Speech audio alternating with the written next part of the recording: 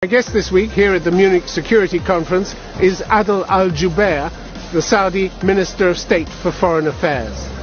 Why are there still so many unanswered questions about the murder, and why the massive crackdown on human rights activists inside Saudi Arabia? Adel Al-Jubeir, welcome to Conflict Zone. Nice to be here.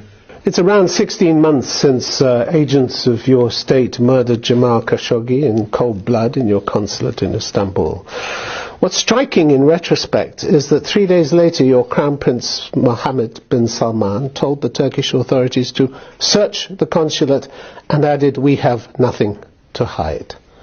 Remarkable statement, because in fact the last 16 months have been full of aspects of this case that you have hidden right from the start and gone on hiding. Isn't that the truth? I don't believe so. We have said that this was a rogue operation, that it was not authorized. We have investigated the people who were part of this operation. Charges were leveled against 11 of them. 5 of them were facing the death penalty. The trial began in January. The trial was attended by representatives of the permanent 5 countries on the Security Council, plus Turkey. Plus I'd like to talk about the trial, but straight away after the event, let's just take that expansive offer from the Crown Prince to search your consulate. It was another 10 days before Turkish investigators were actually allowed into the building. Why so long if you had nothing to hide? I'm not a technical person, but I understand that there are situations where countries have to agree on the mechanics and the modalities of how you want people to enter sovereign territory. You have to agree on the equipment, you have to agree on the scope, and you have to agree. No country will allow another country full access to a diplomatic facility. That just doesn't happen. The UN Special Rapporteur Agnes Kalamar didn't see it that way. She found credible evidence pointing to the crime scenes having been thoroughly, even forensically cleaned. These indicate, she said, that the Saudi investigation was not carried out in good faith and that it may amount to obstruction of justice. With all due respect, Agnes Kalamar did not have a mandate for this. She relied on sources from the newspapers and on leaks to the media. She did not. She didn't have any experts in forensics and other issues. But it's a safe assumption, isn't it? You clean up a crime scene immediately, you're hiding something. It's not a safe assumption.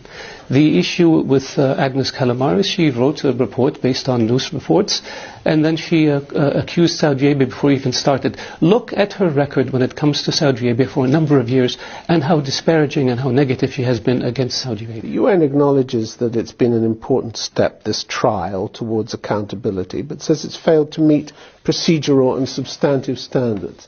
Trials being held behind closed doors.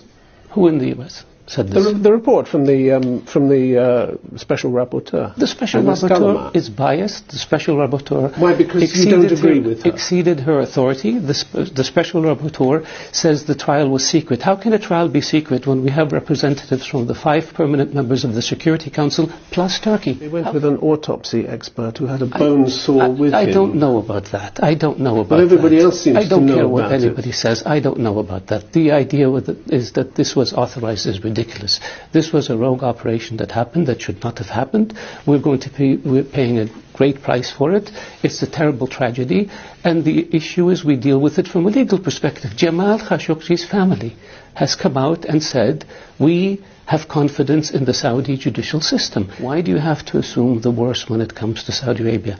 Operations go wrong. This is a pretty bad thing to have happened. Nobody's assuming the worst here. The worst happened. Abu Ghraib was pretty bad. And they got a lot of bad publicity for it. But we're not talking about the United States. We got a lot of bad publicity for it, and we're dealing with it, and we're putting people on trial, and we will be punishing them. Mr. Al-Jubeir, in March 2017, US officials with access to classified intelligence reports told the New York Times that your Crown Prince had authorized a secret campaign to silence dissenters.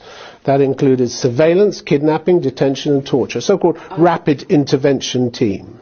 I'm not going to comment on news reports attributed to anonymous sources. Some came from Saudi officials as well. Anonymous sources. Seems there was a standing order to Saudi intelligence to bring dissidents home. Anonymous sources. I cannot comment on anonymous sources. Everybody has misunderstood. Everybody who reports this massive crackdown, which the... what massive crackdown? On dissidents and people. We have... The human rights groups, the international human rights groups, they're all wrong. I will give you an example. I will give you an example, and you tell me about this hypocrisy. In the 1990s, we had radical preachers who were calling for jihad and death. Please, you just want to take us in a different direction. You moved us in this direction. So allow me to finish.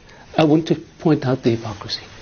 In the 1990s, we were criticized for having radical preachers in Saudi Arabia preaching hate. When we detained them, we were criticized for taking away their freedom of speech. It's a damn if you do, damn if you do situation. If you don't situation, do you want them to preach hate or do you want them to stop? You can't have it both ways. That's the hypocrisy that we're facing.